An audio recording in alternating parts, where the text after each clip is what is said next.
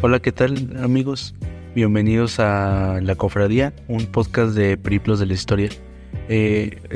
Ahora nos tocó estar solos y pues nada más está invitado Dan. ¿Cómo estás, Dan? Bueno, decir invitado, pues aquí siempre estamos. Muy bien, Drey. Gracias, ¿cómo estás tú? También bien, somos los de Cajón. Sí, somos los dos que tenemos que estar. Sí, ya si no sería un monólogo medio aburrido. Sí, estaría muy tedioso hacer un podcast solo.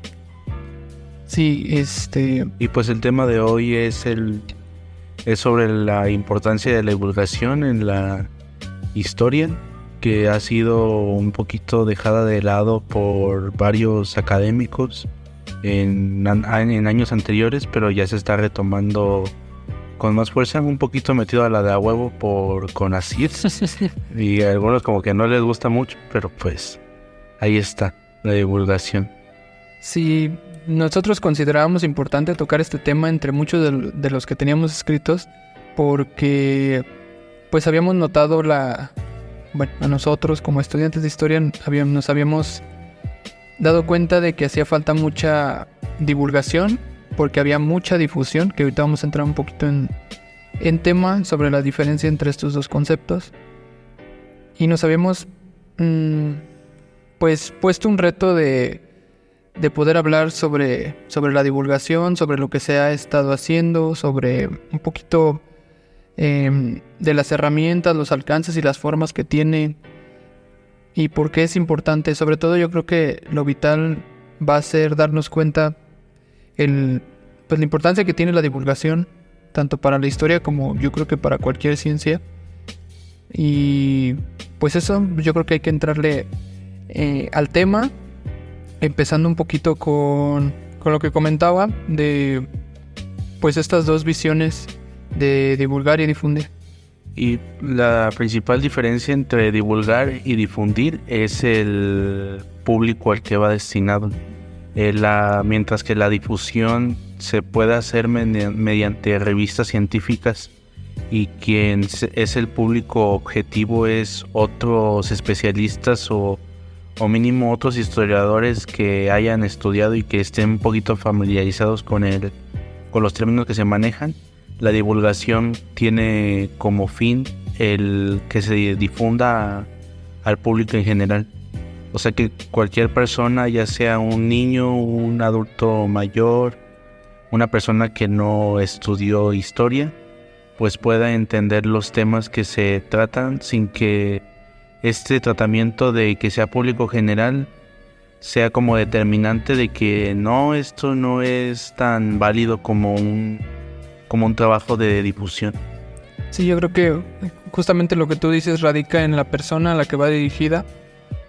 Como bien sabemos, pues las revistas científicas, las revistas de historia, las revistas interdisciplinarias tienen el fin de poder hacer llegar esta información, pero a otras personas que están preparadas o que conocen ciertos términos o que revisan ciertas etapas o que tocan ciertas temáticas que les son familiares, y el mercado va más, bueno, no digamos mercado porque no es permíteme usar otro término, yo creo que voy más bien, pues el público al que va es un público ya especializado en materia de la ciencia en la que se esté, sobre la que se esté difundiendo, y pues la divulgación va un poquito más, de cierta manera es un poquito más informal en cuestiones técnicas y en tecnicismos que se usan. El fin último de la divulgación es que llegue al público en general y que pueda ser leído por cualquier persona, es hacer llegar el conocimiento a cualquier persona. Y pues yo considero importante que más allá de difundir, se debe de divulgar la historia. ¿Por qué? Porque pues, como ciencia social y como ciencia humana debe de estar al conocimiento del público en general. No sé, Drey, ¿tú qué puedas decir aquí? A ver, si te diera a escoger entre difundir o divulgar, ¿qué preferirías? Yo creo que no están peleados el divulgar y el difundir, pero yo creo que para mí es más importante lo que se tiene que hacer en la divulgación que en lo que se tiene que hacer en la difusión. Porque en la difusión hay muchas personas que saben un montón y y pueden tratar los temas con un atino, con un toque muy especial, pero en la divulgación aún hay muy pocos historiadores como tal que estén tratando los temas históricos. Por ejemplo, está el tema del señor de Historia para Tontos, uh-huh, que aunque hace divulgación de la historia y sí, no todas las cosas que dice está mal, pues él no es historiador de profesión, sino que él estudió Relaciones Internacionales, uh-huh, y a partir de esa carrera le gustó la historia. Pero es diferente lo que, por ejemplo, la forma en lo que lo dicen, porque sí se basa mucho en lo que están mencionando en las fuentes, en lugar de hacer como un tipo de construcción más crítica de los sucesos.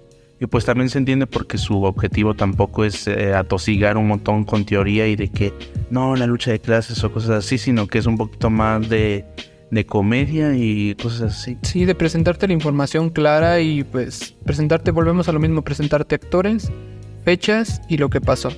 Es una manera sencilla que también se puede hacer a la hora de divulgar, buscar estos puntos clave o estas coyunturas para poder explicar un acontecimiento de la mejor manera. Yo también me voy más por el lado de la divulgación, porque siento que la difusión, la academia se ha ahogado, pues no digamos ahogado, pero ha estado constantemente sacando. Es un ciclo de revistas, de libros, de enciclopedias, pues de todo este tipo de... ¿cómo decirlo?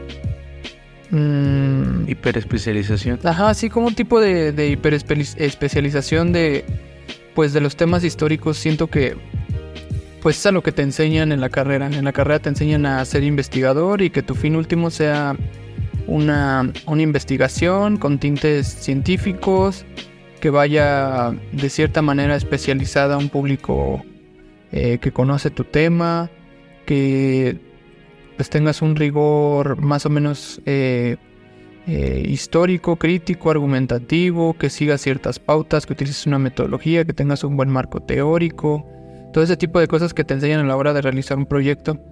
Pero pues más allá hay muy pocos que te enseñan como a dirigir todo este conocimiento pues al fin último, que es a quién le va a llegar tu artículo, a quién le va a llegar tu libro, quién te va a leer. Al final de cuentas es lo importante, no tanto el para qué lo hagas.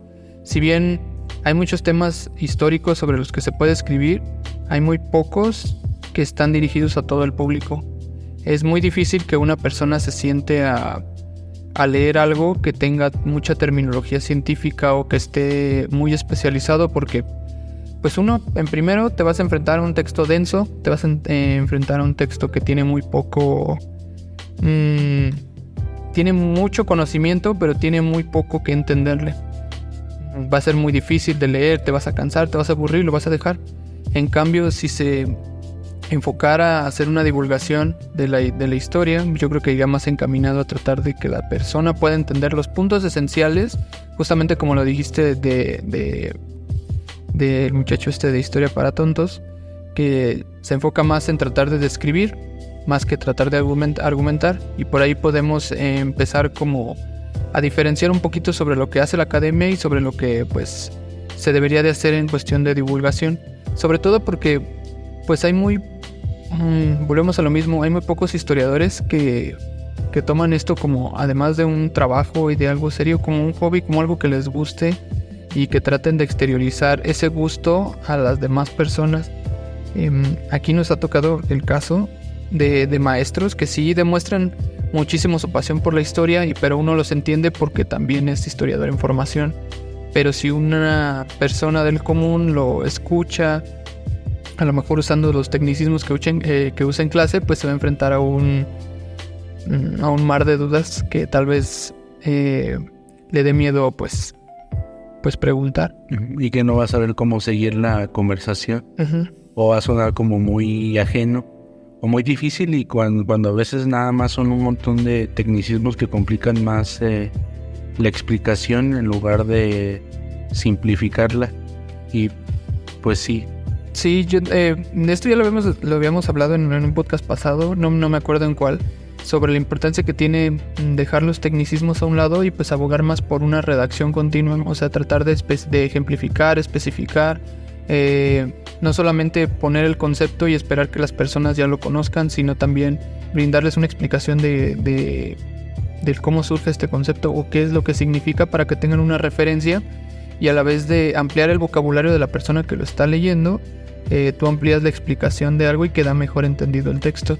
Sí, ni que fuéramos Borges o fuéramos Cortázar como para ser unos autores de los que se ocupan tener un diccionario a un lado para poder entenderlos y descifrarlos como si estuvieran en otro lenguaje. Sí, es muy bueno empezar, yo creo que con este contraste entre lo que hace una y lo que hace otra, porque vamos a entrar un poquito en el tema de lo que ha hecho la academia. No sé si quieres empezar por ahí sobre qué es lo que ves en la academia en cuestión de divulgación, que ya lo tocamos un poquito, pero hay que emplearlo un poco más para poder poder acabar un poco con la parte académica y lo más aburrido y pasarnos a lo bueno que es la divulgación para el público.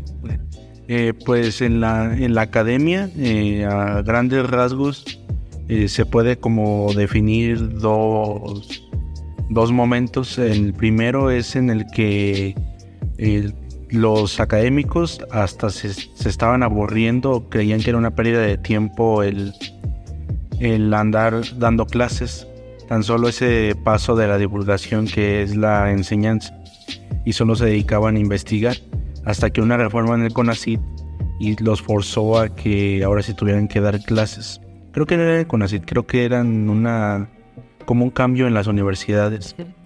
Y también ahora con el CONACYT ya no solo tienen que dar clases en presencia de alumnos, sino que también tienen que hacer o contribuir en proyectos de difusión, de divulgación, para poder seguir siendo de parte del Sistema Nacional de Investigadores. Y pues muchos se van a la divulgación escrita, pero pues también se puede hacer divulgación mediante redes sociales o mediante videos, ya sean largos, sean cortos, mediante documentales, mediante exposiciones en fotográficas. Ajá, exposiciones en persona, en ciertos lugares. Sí, es muy, muy interesante lo que ha adoptado la academia en cuestión de la divulgación, porque en principios pues sí era un poco recelosa con su ciencia, pues entendemos que cualquier ciencia va a sentir que si empieza a bajar su nivel científico o académico se va a ver reducida a pues una, ¿cómo podemos decirlo? Una subciencia o una ciencia que pues está por debajo de las clásicas, que es la física, las matemáticas. Entonces entiendo que la historia trate de como estar al mismo nivel y no tratar de rebajar ese rigor científico, pero a la vez hay que entender que pues la historia y bueno, las ciencias sociales, las ciencias humanas y las ciencias exactas no son iguales. No es lo mismo que un matemático se ponga a hacer cualquier operación para que le salga el resultado, cuando lo que importa ahí es el planteamiento del problema, a un historiador que te esté platicando sobre algún acontecimiento en el que sí puede divagar, dar ejemplos, ir formulando preguntas, hacer que el público participe, hacer que las personas reflexionen, que va todavía más allá que un simple muestreo de un resultado o de un procedimiento.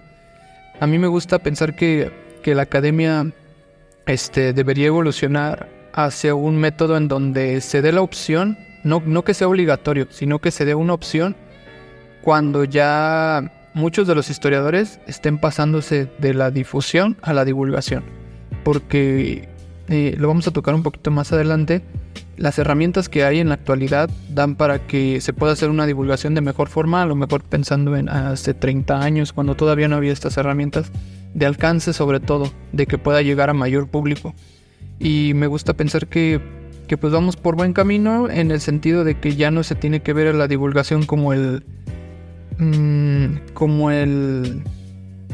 oveja negra de la historia, de la forma de dar a conocer la historia, y pensar más como pues una herramienta que puede funcionar para atraer mayor público.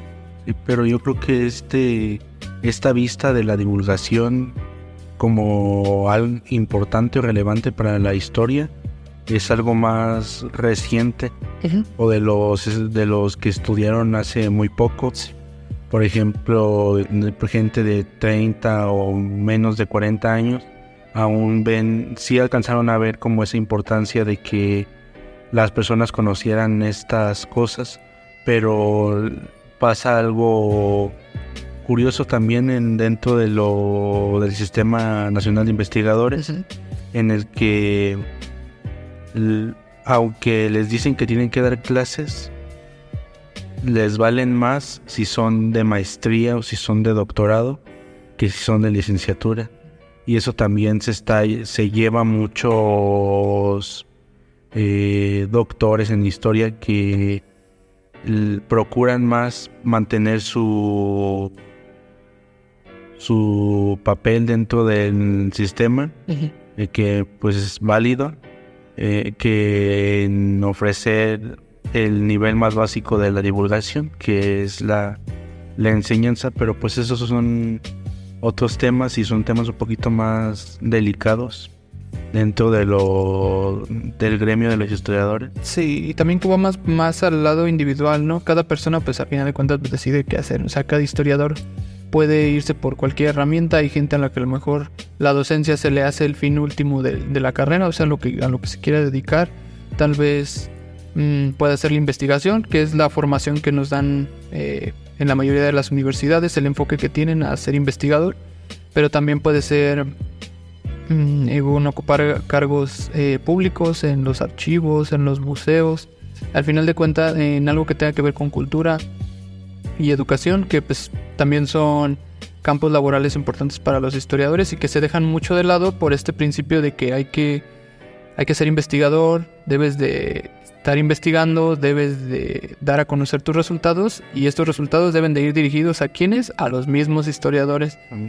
Cuando justamente hablamos de que hay público, y ya lo hablamos en podcast pasados, cuando hay público que está muy interesado en la historia, pero interesado a niveles de asistir a eventos, comprar libros, leer por hobby, pues sí, abarcar la mayor cantidad de conocimiento que pueda.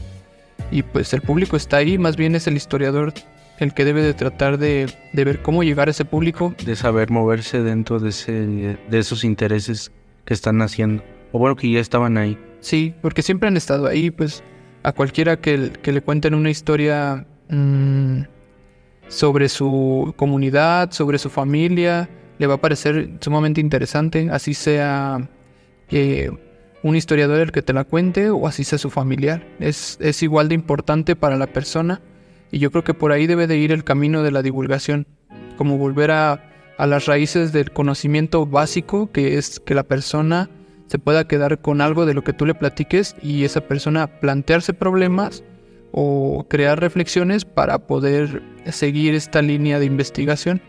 O resolver reflexiones que tenía. Porque también hay personas del común que también hacen sus hipótesis a partir de las cosas que saben de la historia, pero ya que saben un poquito más, pues se pueden reestructurar y ser un poquito más atinadas. Sí, no tenemos por qué juzgar a las personas que no son historiadoras como personas que no conocen o que no saben. Yo creo que aporta lo mismo un doctor en historia que una persona que a lo mejor vivió el suceso, que ya también platicamos de eso la vez pasada que vino Rodrigo. Todo lo que pueda aportarle a la historia es bienvenido, porque al final de cuentas no somos una ciencia que se cierre, no es una ciencia cerrada, es una ciencia abierta a múltiples campos y disciplinas que la auxilien. Entonces, pues la academia, no sé si tú compartas, antes de pasar al siguiente tema, la academia yo creo que va por un camino bueno. No sabemos si va muy acelerada o si va muy lenta, pero va bien, al menos a como estaba hace 20 años, va bien. Sí, va bien. Y yo creo que se va apostando por nuevas formas, y que los mismos historiadores, porque tenemos nosotros profesores que se están dando cuenta que divulgar la historia en medios, y con esto quiero adentrar un poquito al siguiente tema, se están dando cuenta que las redes sociales, el internet, los distintos campos y nuevas formas de divulgar la historia, ya no es solo de difundir con sus colegas, sino de divulgar la historia entre las personas, se está volviendo cada vez más variada. Están saliendo un montón de nuevas herramientas que le permiten al historiador dar a conocer sus escritos o sus reflexiones, o tal vez a la persona del común también le dan la posibilidad de compartir fotografías, de compartir pues un poquito de lo que sabe sobre la historia de su comunidad o algo así. Pero en ese sentido, el historiador ya se está dando cuenta, porque nuestros profesores ya se están dando cuenta que por ahí debe de ir el camino, por ahí debe de ser la nueva disposición de enseñar historia, no solamente de la manera tradicional, que es venir a clase, sentarte, escuchar al profesor, a partir de ahí tomar tus notas, sacar conclusiones, leer y hacer tu crítica de fuentes. Entonces, tu crítica hacia el maestro, hacia las fuentes, hacia lo que sea. Entonces, pues en ese sentido, no sé tú qué opines para darle aquí este punto final de cómo ves la academia, cómo sientes que ha avanzado. ¿Crees que es el momento correcto de dar el siguiente paso y el brinco? Nuevas herramientas. Sí, yo creo que ya se está dando el brinco cada vez más de que historiadores también hagan divulgación de la historia. Y no solo en nuestro caso, pues en Guanajuato, sino también en muchas otras escuelas ya se está apostando más como un camino, quizás no en todos los casos de remuneración económica, pero sí de importancia a la par que las investigaciones o que la docencia, por ejemplo. Uh-huh. El ejemplo que tengo, que se me viene a la cabeza, por ejemplo, es un maestro en historia que es de Celaya, uh-huh, que vino hace poquito a presentar un libro a la Biblioteca Central de la Universidad de Guanajuato, pero que también tiene un podcast en el que habla de temas históricos. También tiene una página de Twitter en la que tuitea cosas relacionadas a su tema, al movimiento 23 de septiembre, y también a cosas de marxismo, porque son los aspectos en los que se especializa. Y pues aunque él no es investigador en parte de alguna universidad, sí es investigador independiente y también es maestro y también es divulgador al mismo tiempo, así que pues ahí vamos a tener que ser todólogos en el futuro, porque ya no hay tantos lugares para trabajar. No, pero creo que más que el ámbito de ver una oportunidad laboral, es que de verdad terminas como afianzándote o te termina gustando algo de la historia, porque como ya lo había repetido, tenemos muchas ramas a las cuales poder abordar para un futuro laboral, digámoslo así. Tenemos la docencia, la investigación, tenemos los puestos gubernamentales, puestos de archivo, investigador independiente. Entonces, en ese sentido, pues hay muchas herramientas, hay muchos caminos que seguir. Entonces, pues le terminas agarrando el gusto a uno o a otro, ya sea que a ti te guste la docencia y quieras implementar en tus estudiantes la divulgación de algún escrito, de algún libro tuyo, o que los motives a ellos a divulgar en algún lado, hacer un video o cosas parecidas.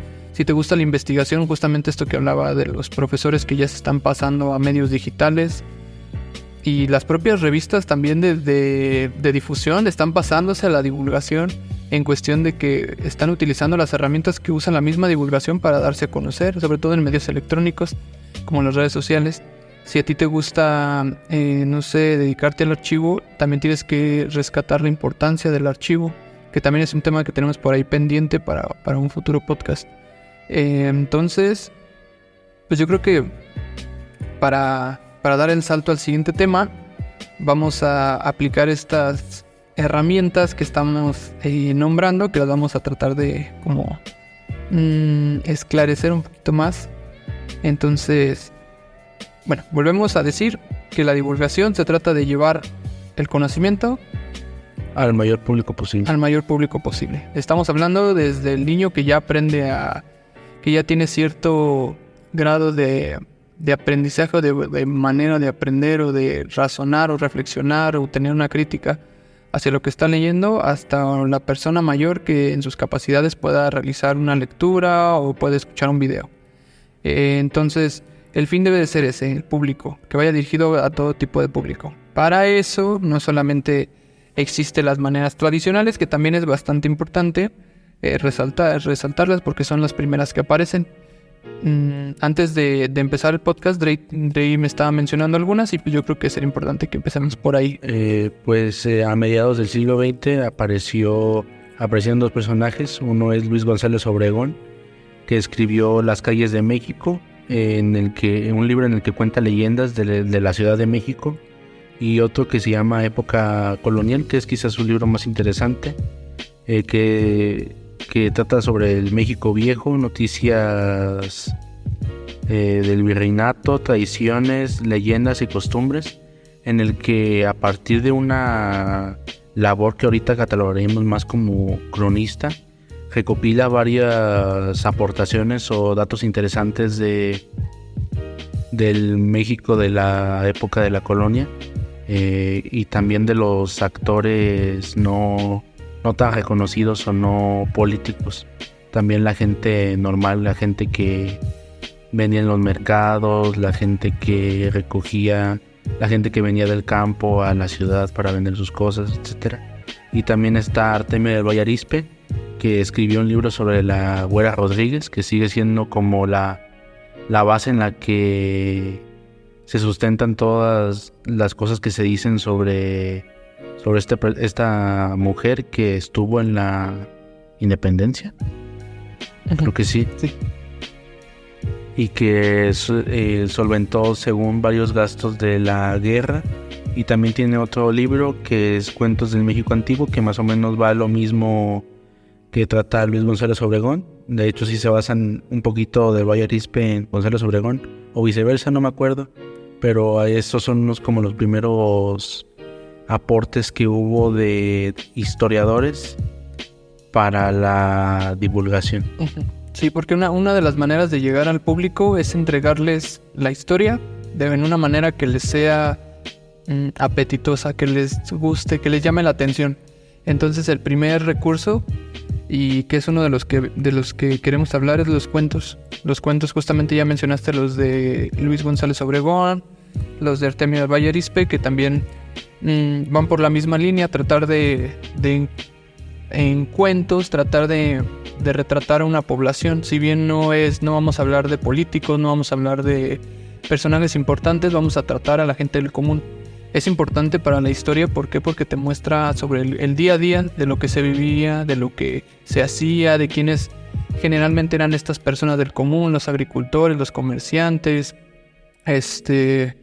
un poquito de las mujeres, de las vestimentas, de las formas de vida, de lo que se consumía, de las creencias, costumbres, tradiciones, todo ese tipo de cosas que están enlistadas se van tocando, pues si bien no como el tema central, pero a la hora de generar el contexto del lugar en el que se está desarrollando la historia o el cuento, que el cuento puede ser fantasioso o puede ser real, pero al final de cuentas te da este contexto sobre el cómo se vivía y los medios de, pues las formas de interrelación que había entre ya sea el gobierno, las ciudades, los mismos habitantes de los pueblos.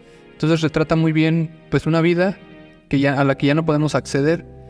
Entonces, pues los cuentos es esta primer acercamiento a la divulgación. Sí, y también dentro de lo literario también están las novelas históricas. Sí. Que yo creo que ameritan un podcast entero. Si te está gustando este episodio, te invitamos a escuchar el siguiente, ya que es la segunda parte de los temas abarcados durante esta grabación. Atentamente, La Cofradía.